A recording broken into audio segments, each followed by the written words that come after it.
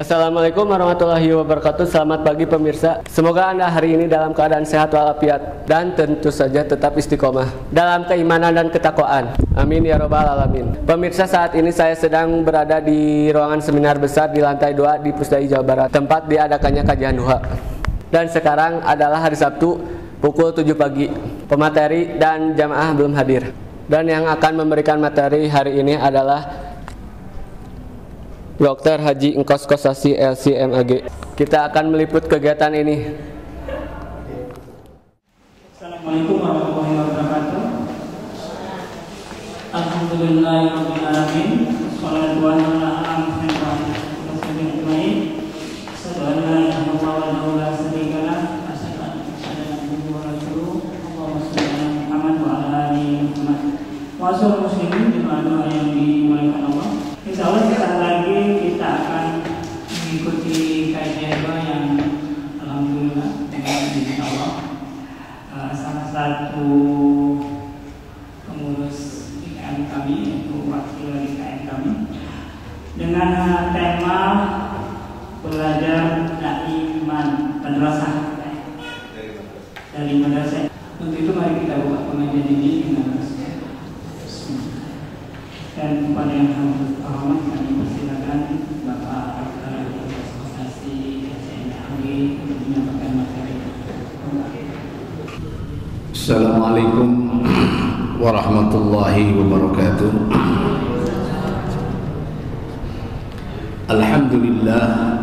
Alhamdulillahilladzi hadana li hadza wa ma kunna linahtadiya laula an hadana Allah. Asyhadu an la ilaha illallah wa asyhadu anna Muhammadan abduhu wa rasuluh. Allahumma shalli wa sallim wa barik ala Muhammad sayyidil mursalin wa ala alihi wa ashabihi wa man tabi'ahum bi ihsanin ila yaumiddin. Wa ba'du, faqala Allah ta'ala fil Qur'anil Karim, a'udzu billahi minasy syaithanir rajim. Subhanalladzi asra bi 'abdihi laylan minal masjidil haram إلى المسجد الأقصى الذي باركنا حوله لنريه من آياتنا إنه هو السميع البصير. صدق الله العظيم.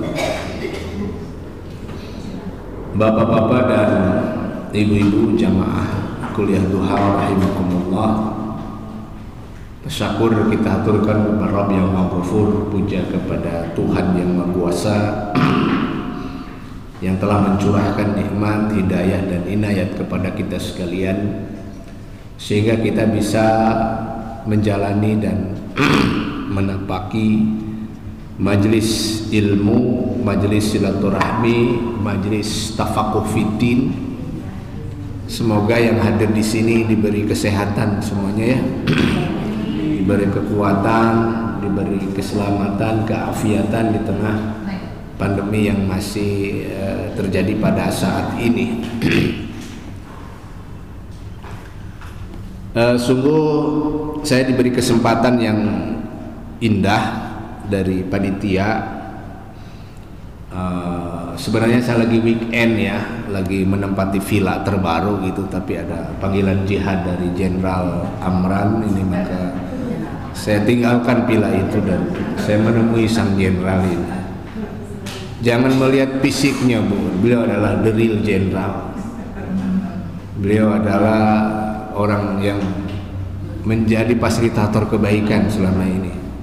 Mungkin argo pahalanya sangat banyak, sebab beliau penyambung para ustaz, penyambung para pembicara, narasumber. Mudah-mudahan Allah beri kesehatan, kekuatan ini Pak Amran, jauh dari Cimahi ke sini ya. Sekarang tanggal berapa Rojab sih?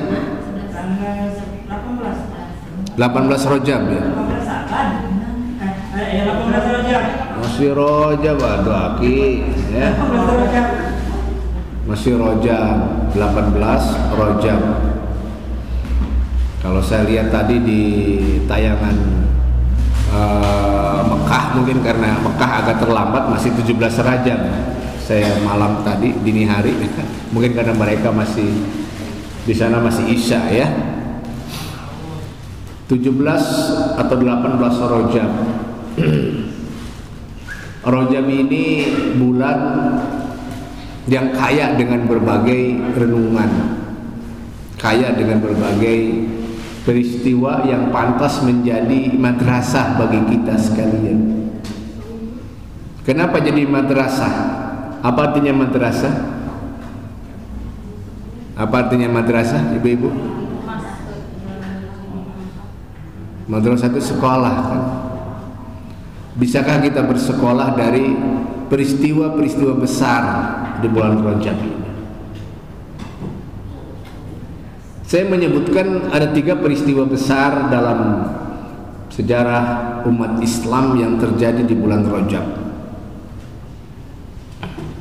Yang pertama tentu madrasah pertama adalah Madrasah Al-Isra wal Mi'raj. Al-Isra wal Mi'raj ini terjadi pada tahun 10 Hijriah, 3 tahun sebelum Hijrah. Apa yang terjadi menjelang Isra dan Mi'raj? Peta kondisi Rasul saat itu sedang pada titik nadir, titik terlemah secara psikologis, titik kesedihan, titik prihatin, titik tekanan mental yang begitu dahsyat. Karena hampir dalam 3 bulan ini 2 pilar dakwah beliau, yang pertama adalah Abu Talib, yang kedua adalah Siti Khadijah, Allah wafatkan. Di tengah serangan, fitnah, intimidasi yang dilakukan oleh para inohong di bojong Arab. Emang ayah rangkong di Arab? Anak muda tahu nggak rangkong?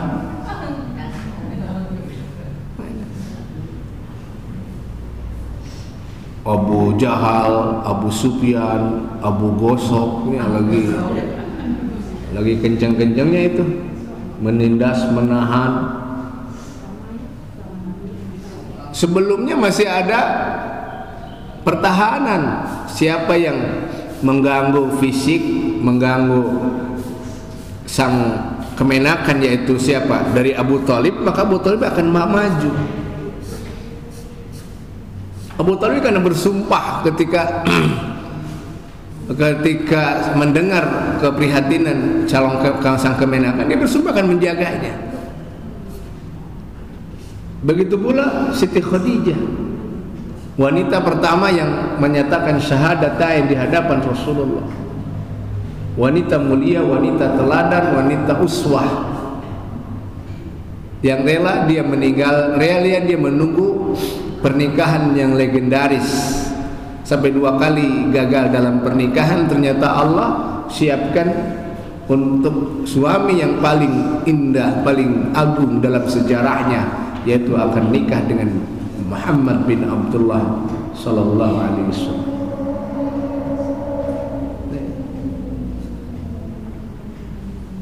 Situasi prihatin, maka disebutnya juga Amul Huzn. Tahu Amul Huzn? Am artinya apa? Tahun. Al-Huzn kesedihan. Tahun sedih, tahun prihatin. Tahun yang paling nestapa dalam sejarah Rasul sallallahu alaihi wasallam. Kenapa Rasul bersedih? Karena beliau adalah bashar. Apa itu bashar? Makhluk biologis, makhluk psikologis seperti kita.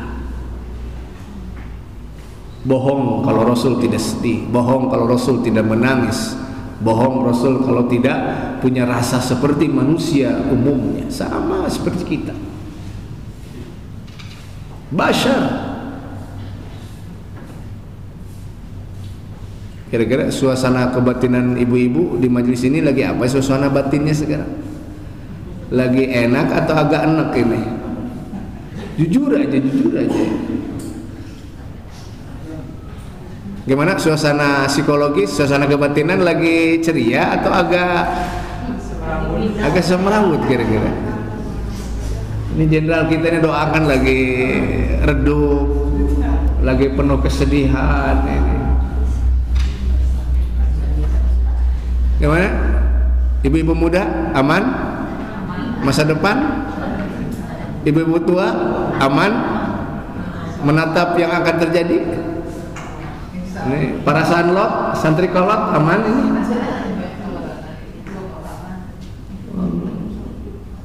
Ini kalau jujur rasa kita seperti apa sih Bu sekarang?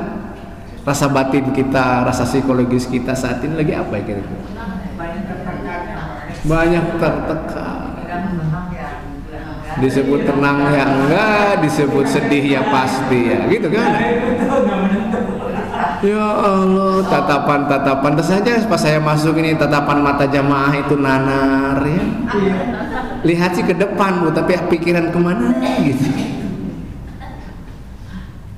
Kayaknya kita bete ya sama Rasul nih. Tahu bete? Beda tipis ya. Rasul sedih, kita lebih sedih ya. Rasul tertekan, kita lebih tertekan. Nah, tatkala tekanan, intimidasi, teror begitu dahsyat sehingga disebut amul huzn, maka Allah segera membuat skenario penyelamatan. Apa skenarionya? Dengan diisrakan dan dimi'rajkannya baginda Rasul sallallahu alaihi wasallam. Rasul yang tadinya tidak tahu Al-Aqsa jadi tahu Al-Aqsa gara-gara Isra Mi'raj. Rasul tadinya mendengar nabi-nabi terdahulu hanya dalam wahyu. Nabi Adam dalam wahyu saja, Nabi Idris, Nabi Yunus, Nabi Yusuf, Nabi Musa, Nabi Isa, itu hanya kata-kata wahyu.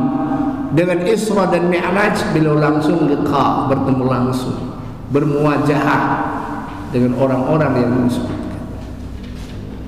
Rasul dulunya hanya penduduk bumi, oleh Allah dengan Isra Mi'raj mengenal penduduk langit. Makanya cara terbaik untuk menghapus kesedihan ibu-ibu, tolong di tengah situasi ini harus sering traveling, adventure, piknik. Itu kuncinya. Setuju? Setuju? Gimana? Cancelan kita sudah cukup untuk umroh?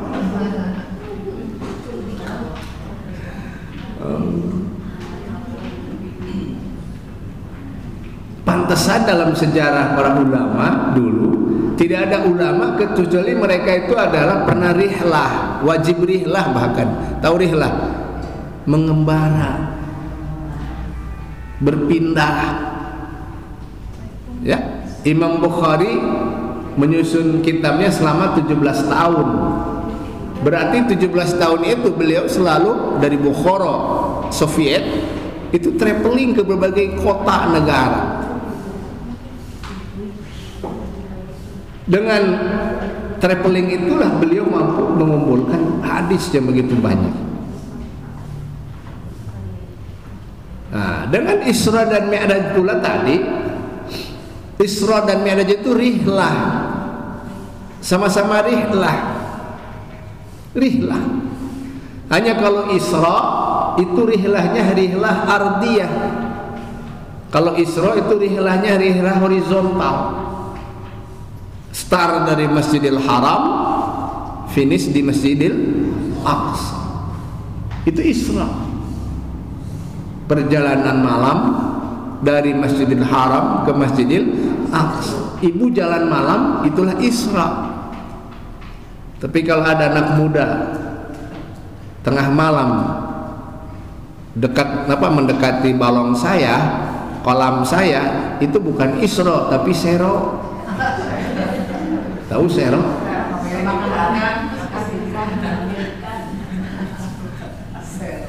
Masih ada Sero di kota Bandung? Apalagi Sero berkaki dua ya. Nah itu. Kalau Mi'raj itu rihlah samawiyah. Rihlah Mi'raj naik samawiyah artinya langit. Start dari Masjidil Aqsa, masuk ke langit 1 sampai langit 7, lalu istirahat dulu di Baitul Ma'mur, dan terakhir beliau naik ke Sidratul Muntaha, bertemu dengan Allah dan mendapatkan perintah salat 50 waktu. 7 langit, Baitul Ma'mur sama Sidratul Muntaha. Jadi total ada 9 tempat, 9 objek yang Rasulullah jalani tatkala rihlah samawiyah. Rihlah langit, rihlah vertikal. Hadirin yang dimuliakan Allah Subhanahu wa taala, betapa indahnya skenario Allah dengan adanya rihlah ardiyah dan rihlah samawiyah. Ya, mudah-mudahan ibu-ibu ada rezeki, ada usia ya, kita rihlah yuk. Ke Aqsa saja yuk. Ke Baitul Maqdis. Pak Jenderal Amran insya Allah jadi korlap ya, koordinator, tukang ngelap. Nggak apa-apa ya. Jadi merbot di Masjidil Aqsa, Masya Allah. Nah, ini. Apa sih oleh-oleh yang utama, oleh-oleh yang mendalam dari apa madrasah? Nilai-nilai edukasi apa yang bisa kita ambil dari peristiwa Al-Isra dan Mi'raj?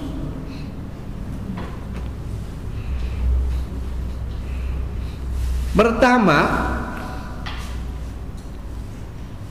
tatkala Allah menyebut Masjidil Haram, kedua Masjidil Aqsa. Ini gambaran bagi kita bahwa Al-Aqsa itu milik dulunya Bani Israel. Karena Palestina itu ya banyak Bani Israel yang yang menetap di sana. Nabi-nabi ada banyak kan Bani Israel, rasul-rasul banyak dari Bani Israel. Nah, dengan adanya Isra dan Mi'raj, maka di sana ada peralihan kepemimpinan dari Bani Israel kepada umat Muhammad sallallahu alaihi wasallam. Jadi Isra sebenarnya deklarasi peralihan kepemimpinan. Buktinya semua nabi-nabi Rasul bertemu. Semua nabi-nabi Rasul imami di Masjidil Aqsa. Rasul yang jadi imam. Pertanda apa? Bahwa risalah sekarang dipegang oleh Rasulullah. Sudah berhenti era kepemimpinan Bani Israel. Kenapa? Karena mereka sudah terlalu banyak khianat, sudah terlalu banyak menyimpang dari ajaran-ajaran Allah. Berapa nabi dan rasul yang dibunuh oleh orang Yahudi itu sendiri. Berapa banyak penyimpangan, penodaan, pengkhianatan yang dilakukan oleh Bani Israel. Ya. Nabi Isa sampai Allah angkat ke langit tatkala mau disalib. Siapa itu? Borokokoknya. Tahu borokokok? Yang membocorkan tempat bersembunyi Nabi Isa itu adalah Yahudi. Dia yang suka membocorkan rahasia itu pasti orang Yahudi. Nah, ibu-ibu kan suka membocorkan rahasia hutang, berarti ibu adalah bangsa ngaku. Dan ibu-ibu mah jangan nggak bisa nyimpen rahasia ya. Ibu orangnya bisa nyimpen rahasia nggak, wanita itu kan? Ya Allah, apapun perasaan situasi hayang diomongkan, apalagi punya medsos. Ya Allah, itu saya lihat di FB, Facebook, urusan dapur aja masuk FB. Kenapa sih masalah begitu kok masuk ke wilayah publik? Hati-hati ibu-ibu, ya. Apalagi pasangan muda. Pasangan muda kadang merasa FB ini ya milik sendiri, upload aja apapun yang terjadi di rumah tangga. Ya kalau niatnya untuk edukasi nggak apa-apa, tapi kalau niatnya pamernya, lalu niat riaknya, niat takabur sombongnya, ini nggak boleh. Coba biasakan bijaklah menggunakan medsos, FB, Twitter, Instagram, apalagi. Untung kalau Pak Amran ini soleh, dia nggak pernah macam-macam di media sosial karena nggak punya. Kalau beliau WA itu pasti nomor biasa, nggak ada Androidnya. Ini bagus, nggak ada data ya, nggak kedetek.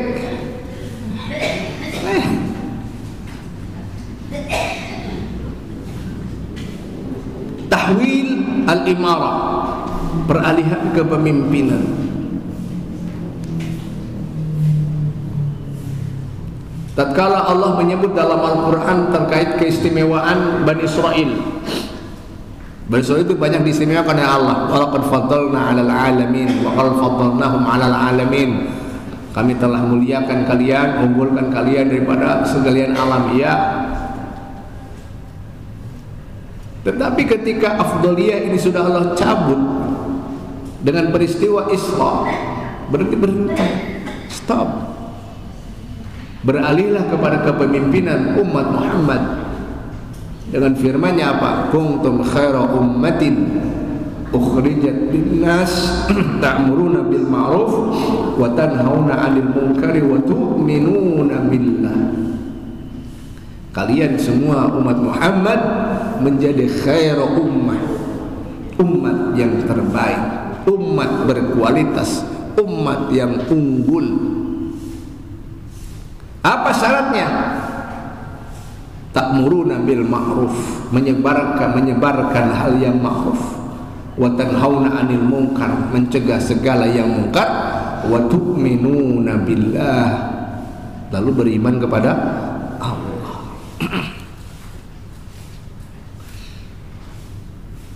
Kalau kita ingin jadi khair ummahnya, itu syaratnya. Sekarang yang terjadi kan, tahu ini sebuah hal yang baik, tapi orang nggak mau juga menyebarkan sebagai yang baik karena sudah ada suasana ketakutan. Ini sudah mulai ada rasa ini ya. Jilbab sudah dipermasalahkan di beberapa tempat. Oke, simbol-simbol agama sudah disudutkan menjadi simbol-simbol intoleransi. Kata halal saja, wisata halal, apalagi ya, itu sudah mulai dirasakan sebagai suasana intoleran katanya. Ya mengapa kok sensitif amat sama sesuatu yang halal, sesuatu yang batas syar'i? Ingin kan hotel yang halal? Tapi kenapa ada orang yang nggak mau dengan kata hotel halal? Intoleran katanya. Ini udah murah mas. Yang ma'ruf, benar menurut agama, benar menurut adat, berat orang menyebarkannya. Sampai-sampai ini gara-gara barangkali saya nggak tahu ada perasaan apa umat ini di sebut komplek aja, sebuah komplek itu satu RW buat grup WA. Gara-gara pernah pelatihan moderasi beragama, itu langsung ada orang yang dilatih demikian, dia bilang apa? Kebetulan ada di grup RW itu ada 4 yang non muslim. 4 yang non muslim. Langsung si orang itu mengatakan, sejak hari ini kalau ada undangan pengajian tidak usah di-share di grup RW ya. Kenapa? Loh, kan ada non muslim. Jangan ya, nanti menyakiti mereka. Yang muslim itu 100, yang non muslim 4. Nyebarin taklim, bapak-bapak ibu-ibu hadirlah pengajian, itu udah nggak boleh, nanti menyakiti. Saya sampai sakit dada, kermanya sakit dada gitu, ngurut dada bukan sakit dada ya. Ya Allah, ini umatnya kenapa sih? Yang ma'ruf, ngajak kebaikan, ma'ruf, menyebarkan kemaaf, kok nggak mau? Takut orang lain tersinggung. Emangnya si minatnya tersinggung? Kata ditanya, biasa silakan aja bapak orang muslim ngaji silakan. Kami mah ngejo yang penting gitu kan. Kenapa sih paranoid? Paranoid. Ini kan satu rasa. Ma'rufnya mana? Kita sebarkan yang ma'ruf. Kita ajarkan yang ma'ruf, ajarkan sesuatu yang benar menurut agama, menurut norma, menurut sengaja, ajar sebarkan ya, ini ada sesuatu yang keliru. Ini psikologis umat lagi apa ini? Lagi apa? Yang kasihan itu yang sekarang yang jadi birokrat. Kalau ucapan salam mau membuka itu harus sampai 5 jenis salam. Karena yang ada kan 6 agama, kebetulan yang punya salamnya baru 5. Jadi bayangkan sekali salam harus 5 salam 5 agama. Emang yang ada di depannya itu ada, semua agama ada di depan dia, di depan sang birokrat. Kan semua muslim. Mengapa harus pakai salam lintas agama? Untung Pak Amran ini bukan birokrat, jadi aman beliau dari tekanan jiwa. Di sini ada birokrat di sini. Mama di sini masuk eselon berapa ini? Non eselon.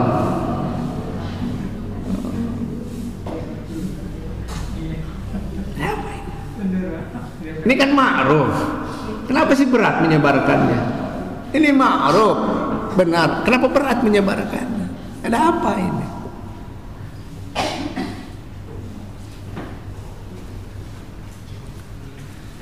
Jadi kita kadang bagaimana menjadi khairu ummah kalau yang ma'ruf, ma'urifa haqqan, ma'urifa apa yang disebut benar menurut agama, apa yang disebut masyhur menurut agama, kok nggak mau menyebarkan?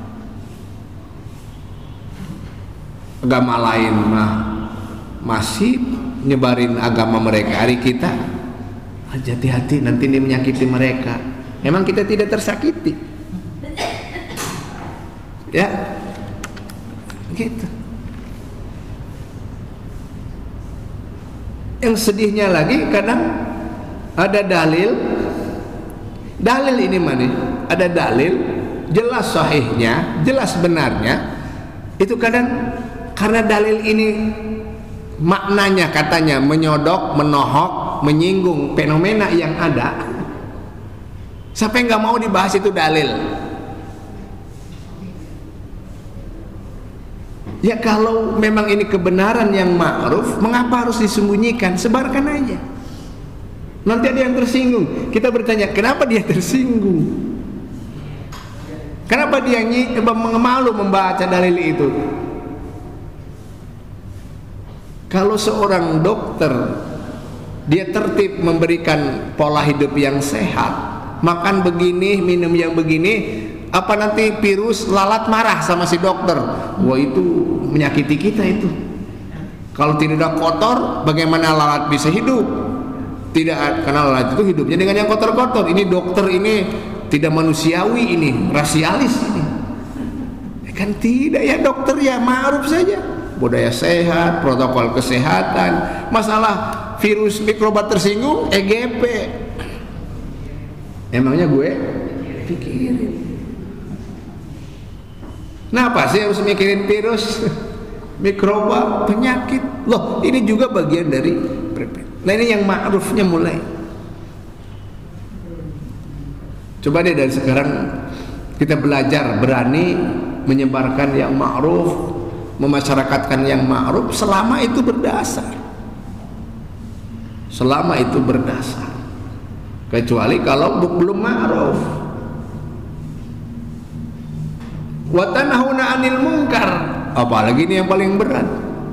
Preventif, kuratif, membasmi habis-habisan yang namanya al-munkar. Coba di medsos kebanyakannya ma'ruf atau munkar itu. Yang selebaran informasi gimana itu? Kita ngerinya Bapak Ibu sekalian, media sosial sekarang memang dibidik oleh kekuatan tertentu jadi penyebar kemungkaran. Nah kita bagaimana bergeraknya?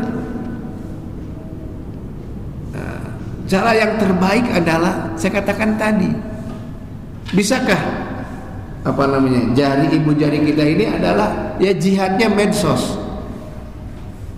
Apa yang perlu dibantah-bantah, apa yang diluruskan, apa yang perlu diklarifikasi, klarifikasikan. Biasanya kalau kita ada serangan di medsos, kita diam, hanya ngurut dada aja. Coba jawab. Kalau yang sadarnya 100 orang, minimal 100 kebenaran termuncul. Oh, enggak semuanya kok. Ini. Jadi ketika kita tidak bisa preventif, tidak bisa mencegah yang mungkar, jadi cabut oleh Allah gelar khairu ummah. Coba yang contohnya ya, ibu-ibu, kasus apa yang ramai itu ya, sesajen yang di Taapung itu. Saya ingin bertanya itu yang nyebarin itu siapa dulu gitu. Coba kalau tidak viral, tidak di-share kemana-mana, itu jadi masalah nggak itu? Yang orang nge-share gitu, nggak orang nyebar, udahlah hanya 3 orang aja yang tahu, kira-kira jadi masalah nggak? Ya enggak. Jadi kadang publik kita sendiri, umat Islam sendiri kok senang sesuatu yang aneh lalu ikut nyebarin, jadilah viral. Kalau jadi spiral mah masih mending ibu mencegah. Tahu spiral Bang Amran? Kok tahu sih? Wah ngeri ini bapak-bapak tahu spiral. Lah.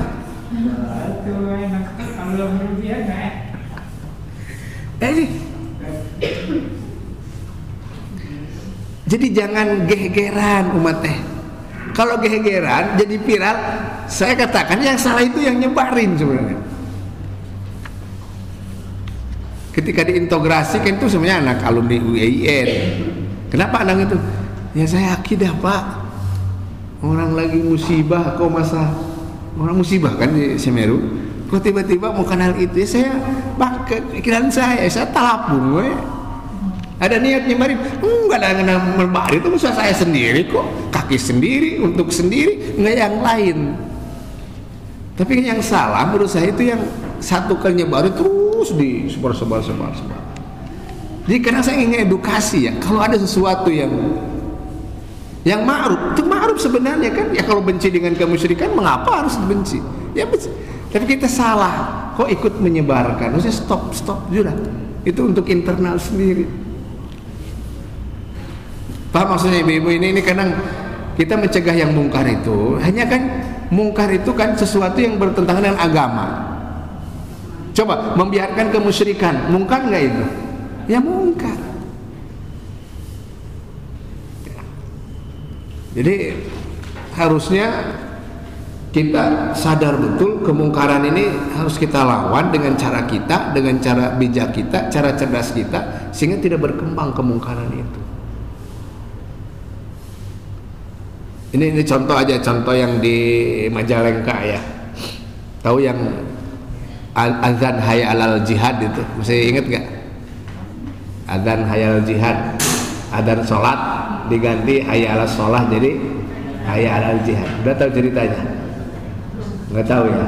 Tanya dong sama saksi ahlinya. Siapa saksi ahlinya?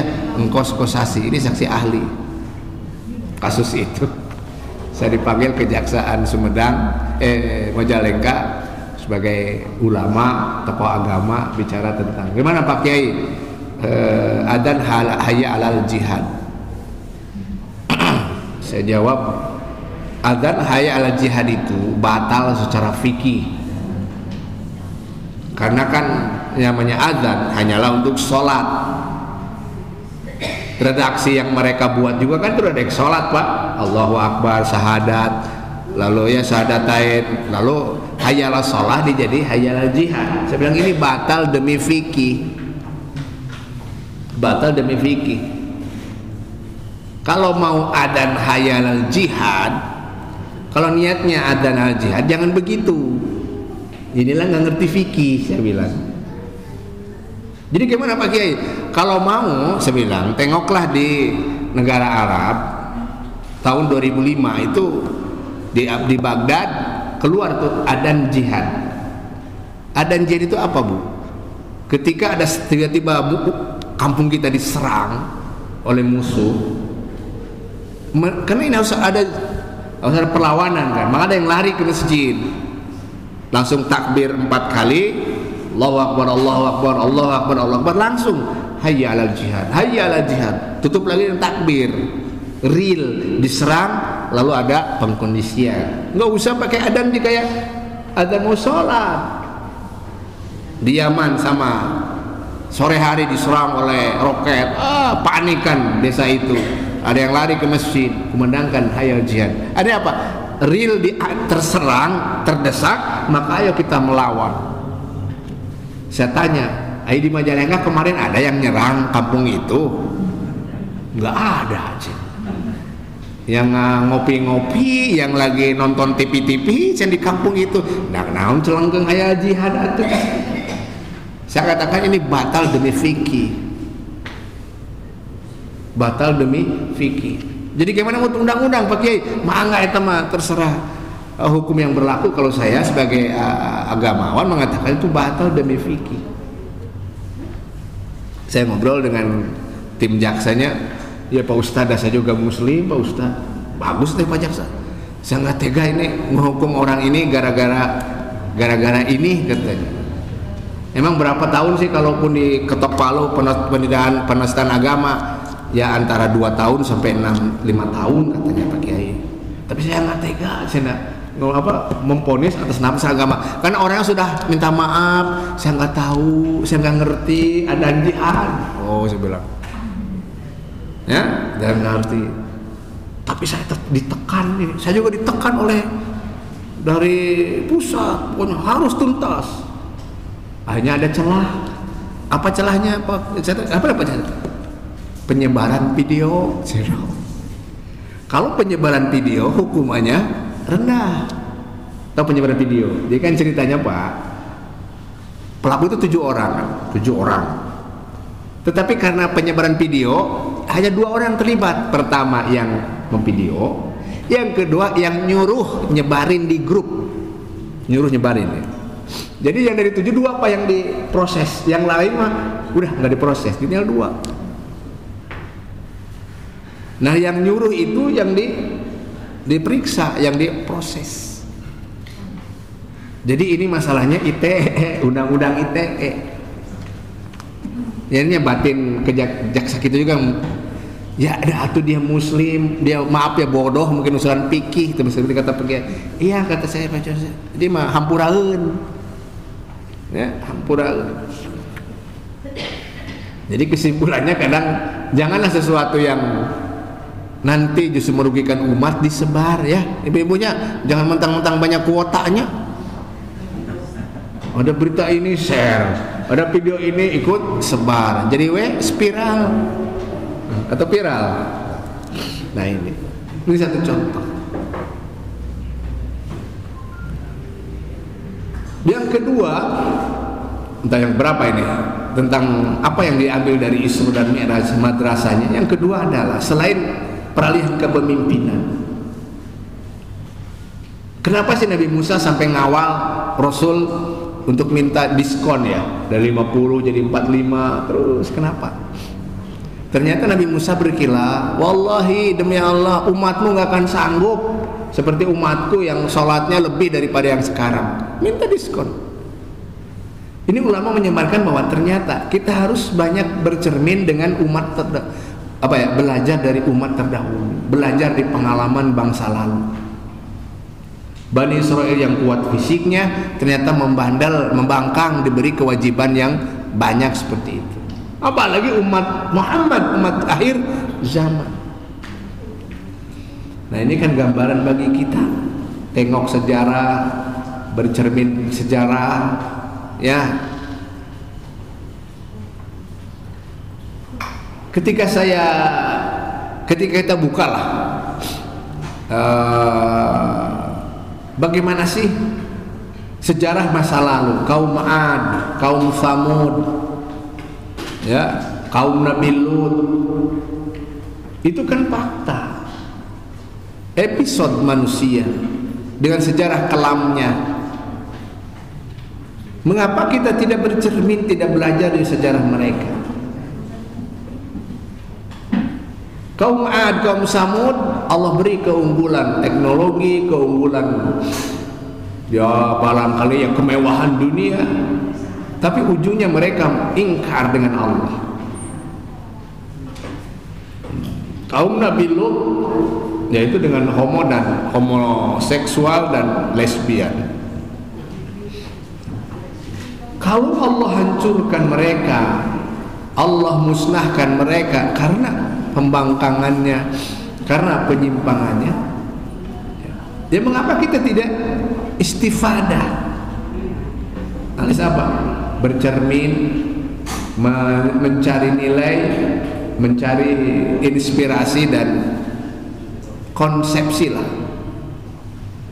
Artinya kalau kita menapaki jalan hidup seperti mereka dulu, kaum Ad, kaum Samud, kaum Nabi Lut, oh pantas saja itu sama dengan memancing murka Allah, memancing kemarahan Allah.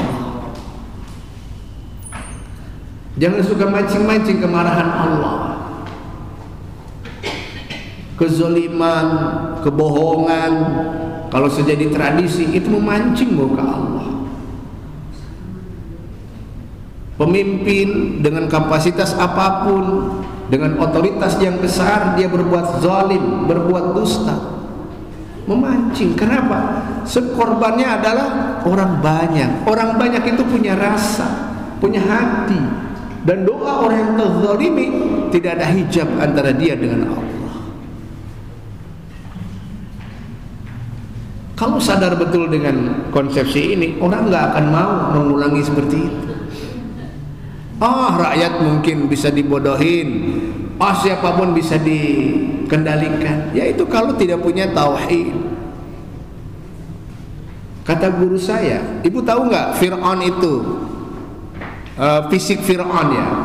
Orang Mesir, orang Israel itu kan fisiknya kayak orang Eropa, tinggi-tinggi besar. Ibu belum pernah punya calon menantu dari Israel? Mau nggak? Mau diembung. Yang orang Eropa ketahuan fisik Eropa tinggi-tinggi besar ya. Orang Mesir juga tinggi-tinggi besar. Tapi kalau kita nengok Fir'aun yang jadi mumi Fir'aun yang di Museum Nasional, saya terkejut Pak lihat fisik Fir'aun. Fir'aun itu kecil, fisik Asia. Buktinya rambutnya gondrong. Buah-buah orang Indonesia itu turunan buah-buah ini apa? Fisiknya kayak orang kita, sebenarnya kecil Fir'aun itu. Kecil, gondrong, itulah Fir'aun. Lebat Bu, bukan mengecil kok, memang begitu fisiknya. Kata guru saya, lihat coba katanya, bangsa yang bertubuh kecil seperti Fir'aun itu bisa menjajah Bani Israel yang bertubuh besar. Menurut kita logikanya gimana? Orang tubuh besar harusnya lebih kuat daripada yang kecil. Tapi kenapa bangsa kecil, perawakan kecil bisa menjajah Bani Israel, menjajah Bani Israel? Itu karena takutnya, mental beraninya Allah cabut, tauhidnya Allah cabut, jadi gampang dijajah, gampang dijajah. Ya kita juga sama Bapak Ibu sekalian, di hadapan kezaliman kalau kita tidak berani, ya seperti bangsa Israel nanti, Bani Israel, tubuh gede, tubuh tinggi besar dijajah oleh penjajah yang bertubuh kecil. Nggak percaya Ibu, sok pikniklah ke kota Kairo ya, dengan travel saya, jangan travel lain ya. Coba tengok, itu kecil Pak, fisiknya itu kecil. Jangan lihat megahnya piramid, lalu apa Sphinx, itu besar-besar Masya Allah, hampir mungkin kayak ya seperti piramid di piramid apa nama Sphinx di Gaza, di kota di provinsi Giza ya sorry, begitu kan hampir 2 kali lipat badan gajah, gede banget. Ya simbol lah biasa Firaun itu ingat simbol besar. Padahal orangnya kecil tapi urusan patung gede-gede sekali. Piramid itu ada 3 buah, ada 1 piramid induk, 2 piramid anak. Saya sering bandingkan antara Borobudur dengan piramid, jauh perbedaannya dari segi kecanggihan teknologi ya. Karena kalau Borobudur kan hanya tumpukan batu ya, batu. Kalau ini kan di semen, jadi segitiga ya. Jadi itu Masya Allah kuat sekali semennya. 6.000 tahun itu nggak pernah hancur. Semen merek apa kira-kira yang 6.000 nggak hancur-hancur? Semen Gresik, semen merah putih, semen Pupuk Kujang. Hancur, kita mah baru 2 tahun aja udah merelek. maklum proyek ya. Ya Allah. Lagi-lagi kata Syekh Muhammad Ghazali, Anda jangan terlalu kagum dengan megahnya piramid, kagum dengan megahnya Sphinx ataupun di Luxor, tapi lihat penderitaan Bani Israel ketika membangun semua itu. Itu nyawa ratusan ribu orang mati demi bangun piramid. Karena kepongahan. Ya bayangkan, emang sudah ada hidrolik Pak? Tahu hidrolik? Yang ngangkut batu gede ke atas mana, ada enggak? Itu manusia tenaga manusia. Jangan lihat megahnya piramid kata beliau, tapi lihat derita, nestapa yang di luar batas kemanusiaan yang menimpa Bani Israel ketika dijajah oleh Firaun. Ya, mana traveling lah nanti ya. Mudah-mudahan kalau sudah normal traveling, keceling kita cukup. Ibu ke Mesir itu kalau beli tiket dari sana paling 7 juta kalau masih dari travelnya ya. Tapi kalau travel dari kita 12 juta PP ya. Lebih tahu ya. Nanti temu Sungai Nil Ibu, Masya Allah. Mudah-mudahan Ibu punya mantu di Mesir ya. Mau? Karantina udah dikurangi sekarang Bu, udah lagi 10 hari, 5 hari, terakhir 3 hari. Alhamdulillah ya.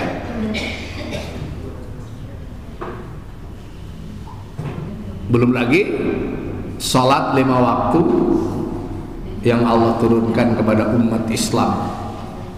Praktis sebelum Isra, Rasul sholatnya seperti sholat syariat Nabi Ibrahim, 2 rakaat pagi, 2 rakaat sore.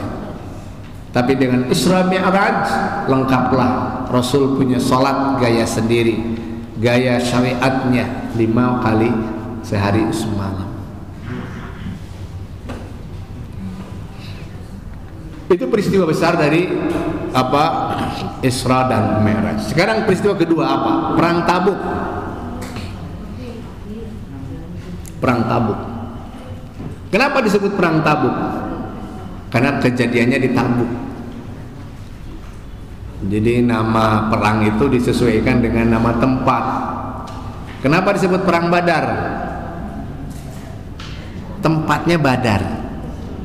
Kenapa disebut Uhud? Perang Uhud terjadi di bukit Uhud. Jadi namanya perang-perang dalam Islam itu, kalau Hunain tempatnya di Hunain. Kecuali perang yang terjadi di Madinah, yang mereka tidak bisa masuk ke kota Madinah karena ada parit, baru itu disebut perang Khandaq, perang parit. Berarti jenisnya. Perang Tabuk, perang besar. Ya, tentu perang ini terjadi setelah Rasul hijrah. Tapi yang menarik, perang Tabuk umat Islam menang, tapi Rasul hampir terbunuh sepulang dari perang Tabuk. Aneh kan? Ketika perang gak ada ancaman serius kepada nyawa Rasul, tapi ketika pulang dari perang Tabuk justru Rasul hampir terbunuh selepas perang. Aneh kan? Harusnya kan manusia terancamnya ketika perang, ketika bentrok fisik. Apa yang terjadi? Saya nggak akan membahas perang Tabuknya, tapi Baghdad. Rasul pulang dari perang Tabuk itu hampir saja tergelincir, terjerumus ke jurang oleh konspirasi jahat kaum munafikin yang ada di barisan Rasul. Bayangkan, mereka ikut perang dengan Rasul, sholat seperti Rasul, saum seperti Rasul, tapi tega-teganya mau membunuh Rasul dengan cara apa? Menggiring keledai atau kuda Rasul ke pinggir jurang. Bayangkan ini, Rasul mendapatkan konspirasi pembunuhan justru dari dalam, dari orang munafik. Ini kan satu ancaman besar bahwa bagaimanapun yang paling berbahaya itu bukan hanya musuh yang zahir, tapi musuh dari dalam, musuh dalam selimut. Orang munafik itu paling berat. Untung aja Allah menurunkan Jibril alaihissalam sehingga Rasul selamat dari upaya konspirasi jahat itu. Nah makanya yang paling berat bagi Rasulullah itu menghadapi orang-orang itu. Orang munafik itu nggak bisa dihukum karena memang sholat seperti biasa, saum biasa, ngaji juga biasa, tapi dia punya niat jahat. Dalam Ibnu Katsir disebutkan kalau Rasul tegas menghukum orang munafik,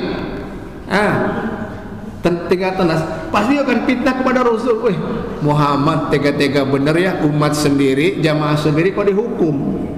Maunya hukum pancung ya, hukum usir umpamanya. Tapi Rasulnya nggak bisa, Bu. Rasul tahu siapa nama-nama munafik dari sekian. Bayangkan dalam perang Uhud, berapa pasukan Islam dalam perang Uhud? 1000, Pak. Perang Badar 300, waktu Uhud jadi berapa? 1000 pasukan sudah berjalan, tiba-tiba di tengah jalan ada pembelotan dari kelompok munafik, sehingga yang membelot itu 300, Pak. Bayangkan berapa persen itu? 30% yang munafiknya kembali ke kota Madinah, nggak mau berperang di Uhud. 30%, besar sekali.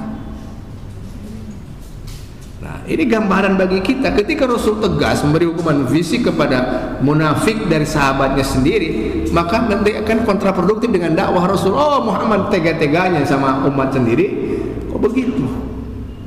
Jadi Rasul tidak pernah memberikan hukuman fisik, paling hukuman psikologis.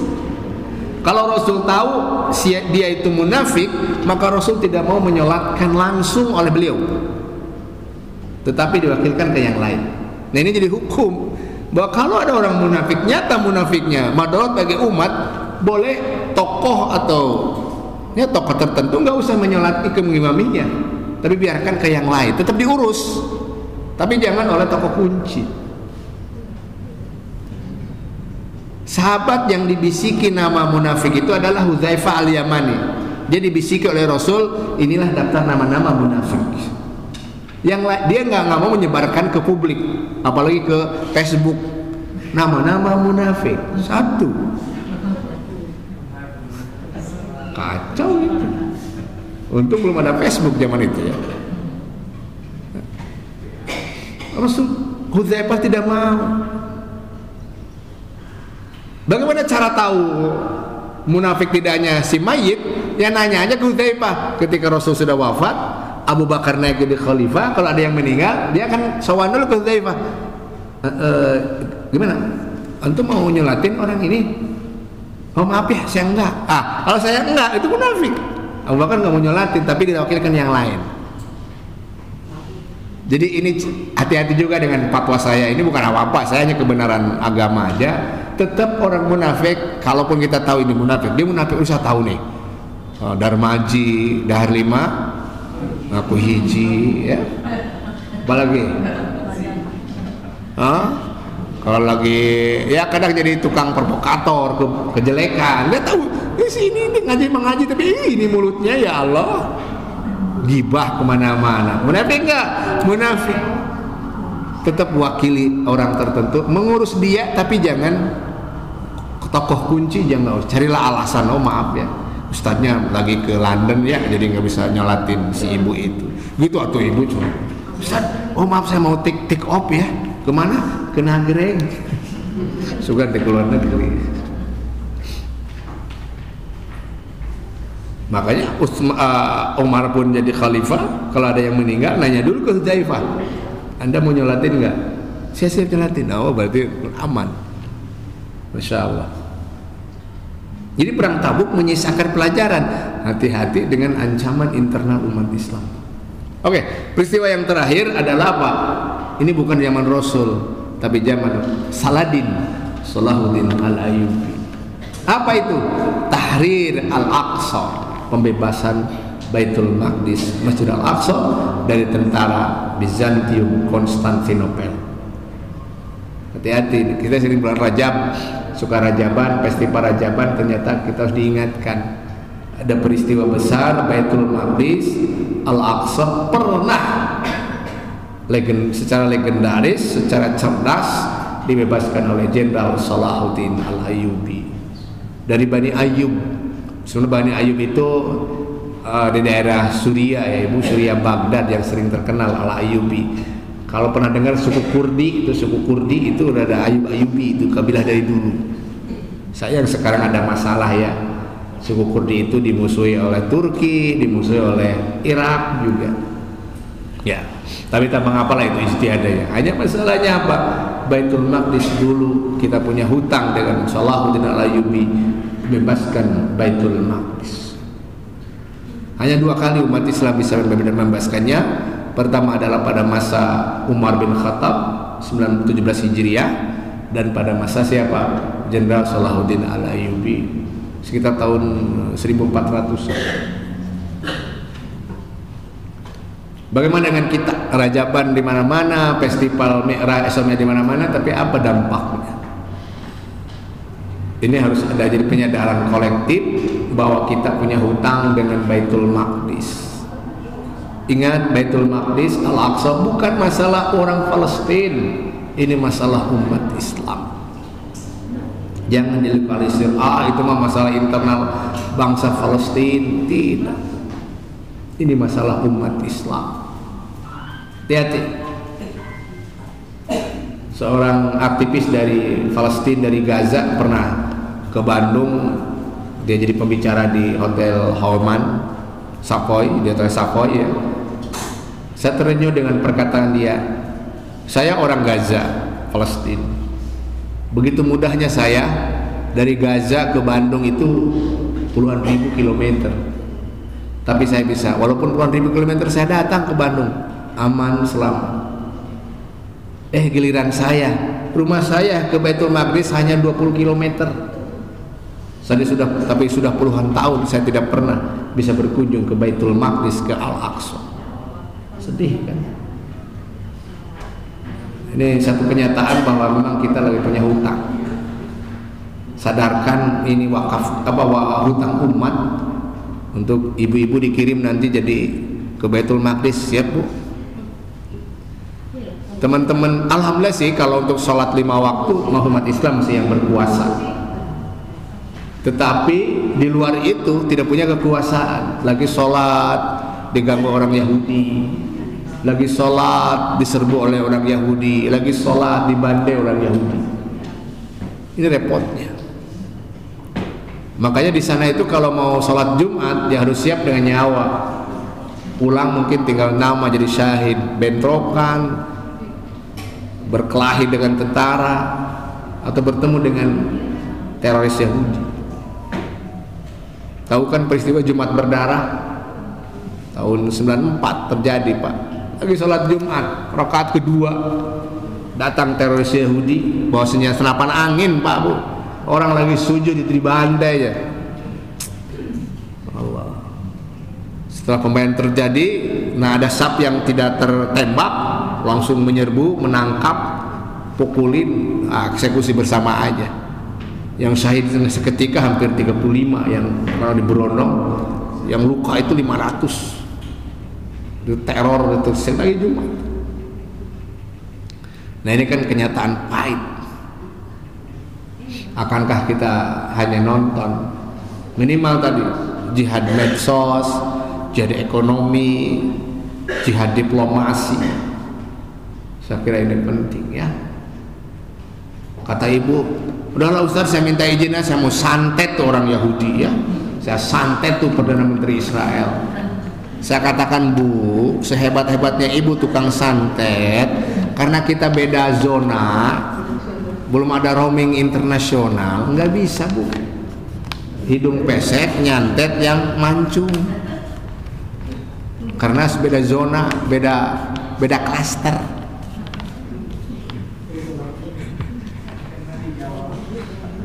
Kalau yang santet itu lokal biasanya ya, sesama orang kita bisa disantet. Kalau sama orang Eropa disantet, apalagi beda keyakinan, itu mah susah Bu, susah. Belum ada roaming internasional, nggak bisa. Coba jenderal Belanda datang ke Cirebon, itu susah disantetnya Bu. Karena orang Eropa susah. Mungkin kulitnya tebal-tebal ya. Yang kedua, secara akidah nggak boleh memberantas kemungkaran dengan yang mungkar. Musuh itu mungkar, santet mungkar, nggak boleh dong. Ya. Barakallahu lakum. Saya mohon maaf hanya bisa 1 jam saja karena mungkin beberapa aspek non teknis yang terjadi. Mudah-mudahan ibu-ibu, bapak-bapak, ini adalah momen terbaik. Marilah Rajab ini persiapan menanam kesalehan. Bulan Sya'ban nanti adalah memelihara tanaman kita, diairi, dipelihara dari segala yang membahayakan. Dan nanti di Ramadan adalah bulan kita panen dari tanaman kita. Semoga Ramadannya aman dari PPKM ya. Sebab yang menangis dari PPKM itu ya para ustadz. Gara-gara PPKM para ustadz nggak bisa ceramah Pak. Ustadz Amran ini nangis kalau beliau kan jadwalnya padat Bu. Kalau Ramadan ini bisa 6 kali itu. Ceramah subuh, ceramah duha, ceramah duhur, buka puasa, ceramah taraweh, ceramah itikaf, bayangkan 6 kali itu jadwalnya. Gara-gara PPKM, wakop semua. Tahu wakop? Wah, bukan lagi wasol. Ya. Tapi si koma jangan terus Pak. Itu mah bagus, mereka doang bagus. Kan tidak semua DKM, apalagi DKM yang plat merah seperti Pusdai, kan tergantung yang di pusat. Namanya juga pusat. Nanti kalau ibu punya tempat sendiri di gunung ya bunker Bu, di bawah tanah aman jika yuk. Tidak terganggu prokes dan satgas ya. Sehat terus, barokah terus. Mudah-mudahan Ramadan tahun ini berjalan dengan lancar walaupun apa ujian yang dihadapi. Barakallahu lakum. Mangga. Ya. Bani Israil itu nama klan, nama ras ya. Dan Bani Israil sendiri sebenarnya umat, saya katakan umat dari beberapa nabi-nabi, beberapa rasul yang ada. Yahudi, Yahuza, Yahudi, Yahuza itu nama dari penyimpangan, nama dari klan komunitas yang memang menyimpang. Jadi Yahudi itu sebenarnya sudah lepas ya. Mungkin secara genealogi ya mereka memang Bani Israil ya. Umat Bani Israil itu. Tetapi ketika Bani Israil nggak semuanya berokok kan? Iya, Bu. Ada yang bagus-bagus, ada yang menjadi pengikut Nabi Musa, pengikut Nabi Isa, yang bagus-bagus. Nah belakangan yang suka membangkang, suka menyimpang, suka nyeleneh itu udah ada nama sendiri, namanya Yahudi. Ya namanya dari setiap zaman ada aja yang menyeleweng, menyimpang kan. Kalau apa yang dilakukan oleh Hitler dengan anti Yahudinya, yang konon sampai membunuh 6 juta Yahudi ya. Iya, Pak. Bapak Ibu sekalian, hati-hati dengan konsep, dengan peristiwa genosida, pembantaian orang Yahudi. Gini Bu, kalau kita ngomong genosida, perspektif umat Islam itu langsung dipenjara Pak. Perancis di Amerika itu haram haram mempertanyakan, meragukan peristiwa itu, haram Pak. Kalau Anda seorang profesor meragukan genosida, itu dicabut profesornya. Ngeri nggak? Negara yang demokratis katanya Perancis itu, mereka sangat takut dengan doktrin genosida. Siapa yang meragukan genosida itu dicabut segalanya, PNS-nya, profesornya, karena dianggapnya anti-Semit, anti-Yahudi. Kan berabe juga Pak. Iya. Katanya negara demokratis, HAM, urusan ikhtilaf dikit aja tentang genosida. Contoh gini Pak, Hitler membunuh berapa orang Pak? Hitler 6 juta katanya. Di mana dibunuhnya? Di bukan sumur perapian yang beracun.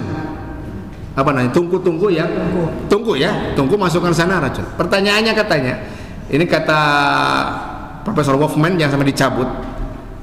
jumlah tungku di sana itu tidak akan tidak akan cukup untuk 6 juta orang. Dia ragu dengan jumlah tungku atau bukan sumur ya, sumur racun itu nggak akan mencukupi Pak. 6 juta nggak mencukupi. Sehingga dari fakta sejarah itu sampai dia mengatakan, iya pembantaian itu terjadi sama Hitler, betul ada, tapi angkanya ini dikorupsi. Apa dikorupsi? Di mark up. Kenapa di mark up? Kalau sudah juta itu kan ulu, tahu ulu. Saya susah bahasa Indonesianya ulu. Juta. Itulah yang membuat bangsa Eropa akhirnya geleh sama orang Palestina. Ngerti nggak? Iya. Diperbesar jumlah korban sehingga merasa empati, simpati dan hutang budi untuk membantu. Udahlah yang lalu biar berlalu. Ayo sekarang Yahudi kita bantu, kita sokong, kita beri dukungan. 6 juta itu diragukan angka 6 juta. Nggak cukup itu. Kalau angkanya ratusan ribu itu oke katanya. Saya nggak menentang genosida. Terjadi Hitler membunuh iya. Tapi please tuh angkanya jangan dikorupsi. Nah gara-gara gitu saja dianggap menolak genosida. Hati-hati. Ini memang satu doktrin Yahudi. Saya berani ngomong sini mungkin karena di kalangan Indonesia. Tapi kalangan Eropa ngomong begini Pak, itu langsung dicabut. Mungkin saya bisa langsung diekstradisi, langsung dikeluar dari negara itu. Saya ngomong di Perancis, nggak percaya genosida, di forum ini, cabut Pak langsung, ya. Suruh pulang seketika juga. Jahat banget. Ya, ini genosida. Makanya inilah yang membuat angka 6 juta itu jadi angka permanen penduduk Israel sekarang dulu. Pokoknya minimal penduduk Israel segitu dah. Dulu dibantai 6 juta. Jadi contohnya gini, 5 juta di Tel Aviv yang ada, 1 juta sporadis. Jadi angka 6 juta itu angka statistik mereka. Saya ngeri juga ini lihat kampanye Yahudi itu sangat hebat sekali ya. Makanya kita harus waspada memori kita dengan medsos. Tolong kalau ada peristiwa itu jangan mengiyakan. Jadi bukan masalah ya, akar konflik pasti terjadi karena memang selama Palestina belum dimerdekakan ya masa orang yang ditindas tidak melawan, gitu aja juga. Orang Palestina itu Pak, pagi hari dia berangkat kemana? Ke kebun, pulang tiba-tiba rumahnya udah disegel. Siapa yang nggak sedih Pak? Rumah sendiri, punya sertifikat sendiri, tiba-tiba disegel sama tentara Israel. Anda nggak berhak tinggal di sini. Kenapa? Apa alasannya? Pokoknya disegel. Dia coba bayangkan. Burung saja pulang sore hari punya rumah, masa orang Palestina pulang sore hari nggak punya rumah? Sedih Pak. Jadi penjajahan terjadi masa kini, bayangkan. Yang lucu kadang si Israel itu katanya setengah lantai 2 disegel sama dia, lantai 1 silakan sama orang Palestina. Kan lucu. Dengan alasan diada-adakan. Kalau mereka melawan, apa yang salah? Ini logikanya begitu kan. Konflik Islam Kristen. Enggak Pak, ini kemanusiaan. Makanya kalau ada isu-isu yang begitu tolong tanggapi dengan bijak, cerdas, bahwa ini konfliknya adalah konflik Zionisme, alias penjajahan manusia modern yang jelas kan. Kemerdekaan itu penjajahan itu harus dihapuskan di muka bumi. Kenapa masih ada penjajahan di Palestina? Aneh kan? Negara modern tapi menjajah. Karena nggak punya tempat Pak. Di mana dia tempatnya coba? Kecuali kalau tidak mengusir pribumi. Ya itu, ya. Dia yang suka ngusir para kontraktor Yahudi itu ya, hati-hati ya. Pada pemilik kontrakan tolong ya, berbaik hatilah. Bukan gitu, nggak juga. Udah saya juga rugi Pak pemilik kontrakan. Ya pandemi atau ibu, pandemi anggar kontrakan mau bayarnya. Nanti ibu nih gara-gara ngaji di Pusdai jadi kontraktor jadi agen. Ibu Yahudi ya? Kenapa? Ngusir saya. Bukan gitu, ibu harus macet atau 6 bulan. Ya Holocaust itu begitu Pak. Real kejadian iya Pak. Siapa tahu, tapi tolong jumlahnya itu jangan dikorupsi atuh.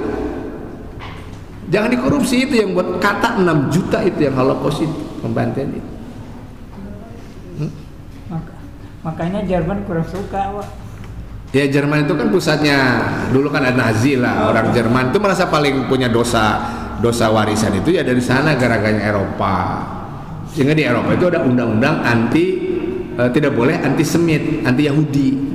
Di antaranya apa? Tidak boleh ngotak-ngatik masalah Holocaust atau genosida. Nggak boleh, itu sudah kebenaran mutlak. Siapa yang ragu, Anda cendekiawan dicoret profesornya. Anda PNS bermasalah. Anda jomblo, komo. Ngeri Pak. Kayak akidah gitu. Anda boleh bicara apa saja, asal jangan bicara genosida Holocaust. Stop. Sudah kayak begitu dari sononya. Gitu. Ya Allah ya. Yang kedua barangkali tentang ini ya, Salahuddin Al-Ayyubi dengan gerakan subuh berjamaah ya. Subuh berjamaah. Yang jelas kalau saya pernah menerjemahkan ya buku perangnya Salahuddin Al-Ayyubi, beliau itu kan jenderal hebat. Walaupun tadinya dari hamba sahaya, tadinya orang miskin orang, tapi berjalan dengan penuh heroik lah. Kalau didramakan memang hebat, dari seorang teraniaya menjadi seorang jenderal itu kan besar prosesnya, panjang sekali. Hanya beliau adalah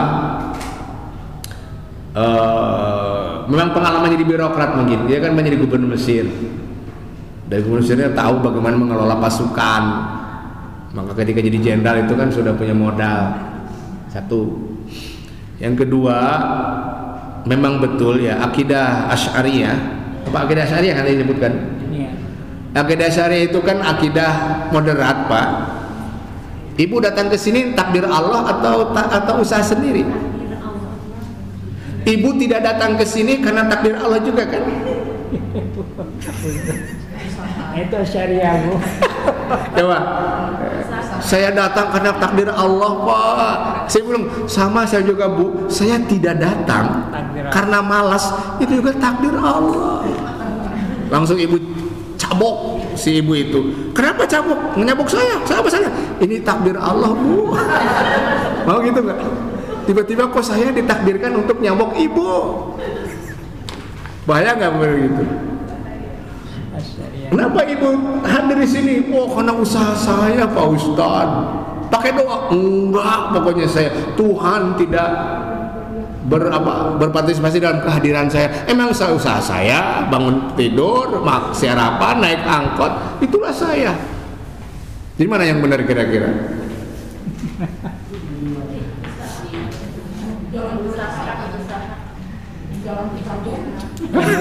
Masalahnya yang mana benar? Ayo, mana yang kira-kira? Ibu sudah punya usaha datang ke sini? Usaha. Lalu takdir Allah di mana? Ibu sudah usaha, tiba-tiba tijalike di jalan. Takdir Allah. Takdir Allah. Coba.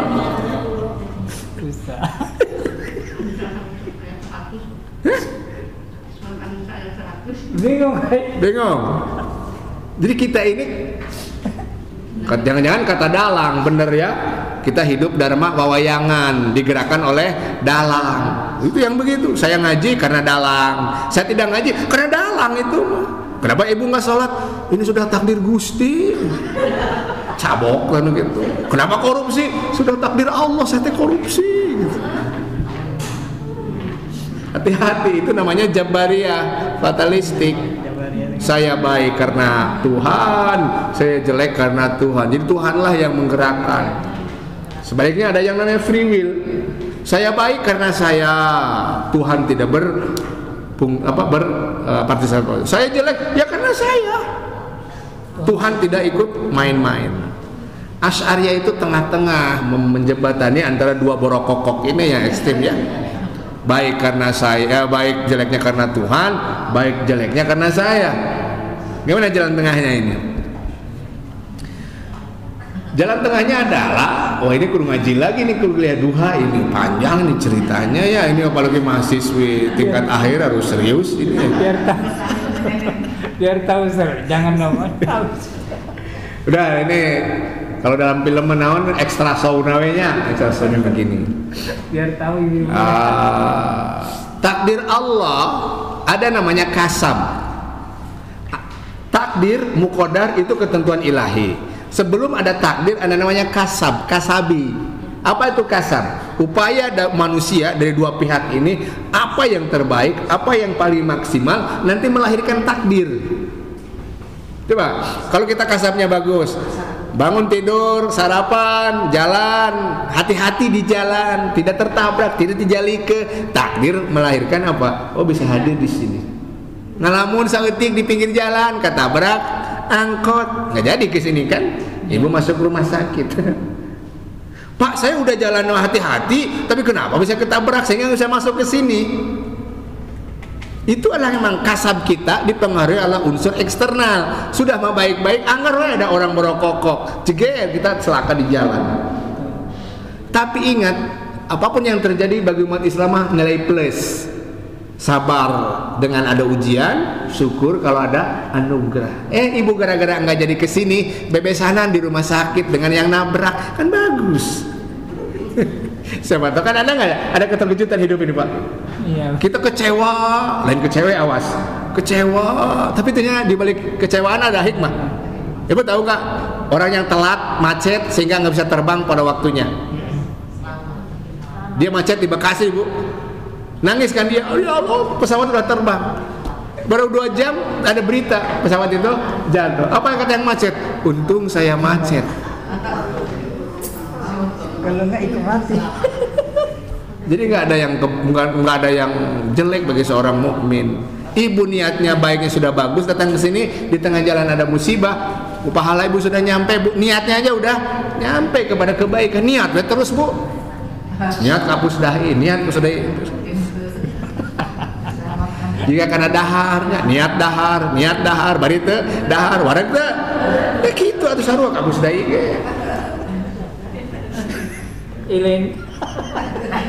Ada kasab, upaya, ada porsi manusia, ada porsi ilahi.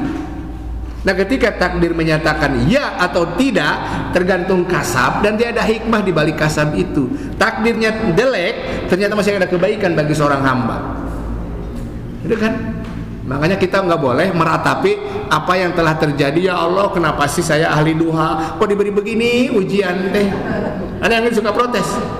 Tetangga tukang maksiat, darmaji, rezekinya gampang, anaknya pada karir hebat. Nah, hari saya. Hati-hati itu nggak boleh demo ya di hadapan takdir Allah. Ya Allah, aku ridho dengan takdir ini. Tapi hamba ingin ganti takdir ke yang lebih engkau ridhoi gitu kan. Seperti Umar ketika mau datang ke Damaskus, di stop oleh gubernur. Pak Gubernur, Pak Khalifah jangan masuk ke kemana? Ke ini, karena lagi ada wabah. Hanya rapat-rapat, udah kata kita balik lagi ke Madinah. Lalu ada yang protes. Kalau sudah ditakdirkan sakit, ya pasti sakit. Kalau tidak ditakdirkan sehat, ya pasti sehat. Apa ya? Tergantung. Masa Anda lari dari takdir Allah, wahai Khalifah? Ya, kami lari dari takdir sakit kepada takdir sehat. Berobat kan lari dari takdir, beralih takdir. Ya itu ada namanya teori kasab. Teori kasab melahirkan takdir ketentuan Allah, dan ketentuan Allah ini harus kita ridhoi, qada dan qadar kan, dan pasti terbaik, ada hikmah di balik itu. Ya. Saya susah menikah, ada. Siti Maryam seumur hidup enggak menikah. Saya menjanda, belum punya pasangan lagi. Semua istri Rasul yang jadi janda nggak boleh nikah, Bu. Siti Aisyah walaupun nggak boleh nikah. Ya, ada wanita seumur hidup nggak menikah. Ada juga, semua terbaik bagi Allah. Ada hal yang terbaik ya. Ya gitu. Makanya yang sudah nikah, pertahankanlah pernikahan. Nambah Yang lagi. belum menikah, Nambah lagi. cari kasab. Kalau belum ada takdir, ridholah dengan mungkin ini yang terbaik. Karena nikah itu hukumnya situasional, tergantung cuaca ece. Keul eta. Betul ece? Betul. Nikah itu situasional, bisa wajib, bisa juga haram, bisa juga sunnah, bisa juga makruh, tergantung judul, situasi. Lagi pandemi kawin ngaripuhkeun undangan, entong aya tunda heula. Ya. Ini bagi bujangan yang masih IPTN, Ikatan Pemuda Telat Nikah, nikmatilah ridho terbaik Allah. Kalau jomblo itu enak bro, nggak ada konflik, nggak ada teman bertengkar. Enak kan pas aja yang sahada sorangan. Ya loh. Coba yang berdua, Iya. ripuh. Datang jutek dikit pas saya. Coba kalau yang jomblo datang sendiri, bangun sendiri, makan sendiri, seri sendiri. Ini bagaimana jomblower bisa berilah, tenanglah bro, tenang aja. Allah. Tapi yang sudah berkeluarga nikmati jalani. Yang belum, nikmati jalan. Yang tidak sama sekali Allah takdirkan, nggak ada kewajiban. Ada 100 ulama salaf meninggal dalam keadaan membujang. Ya. Yang namanya ekspansionisme, penjajahan itu nggak ada ujungnya, Bu. Yang jadi masalah itu, pertama ada tembok rasialis. Tahu nggak ada tembok rasialis? Yahudi dengan non-Yahudi itu pakai tembok 7 meter tingginya dan panjangnya hampir 100 km. Bayangin Pak. Jadi ada satu RT karena dibelah dua sama Israel. RT sebelah masuk Israel, sebelah masuk Palestina. Tapi langsung ada 7 meter tembok gede. Kasihan Bu. Sering kejadian gitu karena kakak dengan adik ingin bertemu tuh naik taraje kalau saling teriak-teriak. Bayangkan Bu, zaman modern masih ada penjara rasialis karena dia bukan Yahudi. Itu yang ngerinya. Jadi memang penjajah mah nggak akan waraknya, memang terus saja ekspansi. Seperti namanya pemukiman, Istaiton, pemukiman itu lebarin terus menuju ke Yerusalem Timur aja mau dicaplok. Semua dicaplok. Jadi Palestina itu dari tahun 48 itu tinggal nyisa 20%, Bu. 80% itu ambil. Itu yang 20% yang dicaplok semua. Tujuannya nanti disingkirkan semua orang Palestina, dihijrahkan ke tempat baru, mereka jadi penduduk baru. Dari mana logikanya tuh sing mikir atuh rek kitu wae. Ada Yahudi dah Mas. Jadi nomor kedawang teh Yahudi benernya. Iya. Suka nyamplok ke Yahudi. Suka nyamplok tanah orang lain asok ini ya, batas kebon ayo we bertambah itu Yahudi itu atuh. Batas rumah sudah jadi itu ya Yahudi ya. Jangan. Jadi nah Yahudi itu memang punya jaringan, ada Yahudi Afrika, Yahudi di beberapa di Asia juga ada ya. Tapi karena berdiri di atas penjajahan memang susah Bu secara logika hukum internasional juga. Tapi karena PBB juga dikangkangi sama mereka, dari 5 negara anggota tetap itu kan Amerika penyokong. Kalau ada resolusi yang menjewer Israel itu langsung dipeto sama Amerika, ya repot. 4 negara udah siap, stop itu permukiman, nggak boleh, kata Amerika, no way. Udah nggak jadi tuh resolusi mengutuk. Sedih Pak Bu. Tapi saya sedikit menghibur Bu ya. Kalau umat Islam masih kalah terus, berarti kiamat masih jauh Ibu. Kalau umat Islam udah menang dengan Yahudi, hati-hati, kiamat sudah dekat. Pilih mana ece? Kan ciri kiamat itu kalau Yahudi sudah di mana-mana ya. Ya. Sampai ini Yahudi kata batu juga, wahai Muslim ini ada Yahudi bersembunyi ini. Ya episode masih panjang dan kata para ustadz itu semakin banyak, masih banyak tantangan itu adalah peluang pahala kita. Darah-darah syuhada di Palestina, masya Allah mereka suci bersih. Kita jangan nonton loh, berjuang secara ekonomi, secara politik, secara diplomasi, insya Allah. Ya, barakallah. Mudah-mudahan ada manfaatnya dan kita diberi 3 pelajaran dari Madrasah Isra Mi'raj, dari Madrasah Tabuk dan dari Madrasah apa tadi? pembebasan Baitul Maqdis oleh Salahuddin Al-Ayyubi. Mohon maaf atas segala hilaf. Aku qouli hadza wa astaghfirullah. Assalamualaikum warahmatullahi wabarakatuh. Waalaikumsalam warahmatullahi wabarakatuh. Dari kawasan Pusdai Jawa Barat, saya Ripaldo Indra beserta kru liputan. Randy Rahmandi, saya Rama Yusuf, Aditya Saputra, saya Muhammad Rafi Arahman, Saya Nadia Vanessa, saya Mata Julianti, saya Widya Julianti, saya Yuyun Naksir, saya Vivian Nantikan, saya Irman Andiansa. Kami pamit undur diri. Assalamualaikum warahmatullahi wabarakatuh.